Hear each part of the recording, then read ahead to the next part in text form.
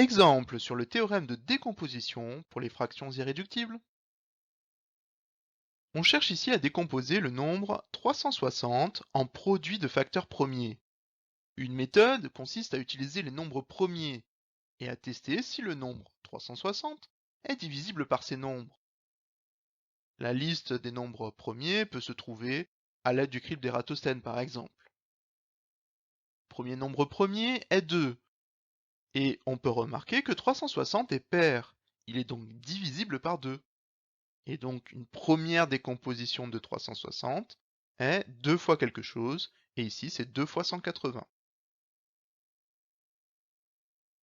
2 étant premier, il faut poursuivre avec le nombre suivant, c'est-à-dire 180. Et 180 est aussi pair. Cela signifie que l'on peut l'écrire 2 fois quelque chose, et donc la décomposition de 360, c'est 2 fois, on garde le 2 fois, et 180, c'est 2 fois 90. Et on continue. 90 est pair, on peut donc l'écrire 2 fois quelque chose, donc on garde le 2 fois 2, fois 2 fois 45, pour 90. Ici, 45 n'est pas pair, donc on doit tester s'il est divisible par le nombre premier suivant après 2, et c'est 3. Pour savoir si un nombre est dans la table de 3, on écrit la somme de ces chiffres, 4 plus 5, c'est-à-dire 9, qui est dans la table de 3. Cela signifie que 45 est divisible par 3. Ce qui donne comme décomposition de 360, 2 fois 2 fois 2, fois 3 fois quelque chose, et c'est 3 fois 15 qui donne 45.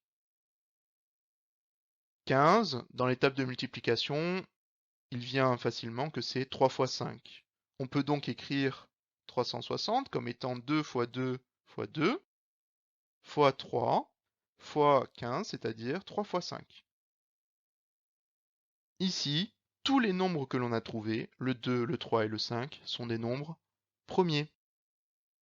Et on peut aller un tout petit peu plus loin en regroupant les facteurs identiques à l'aide des puissances.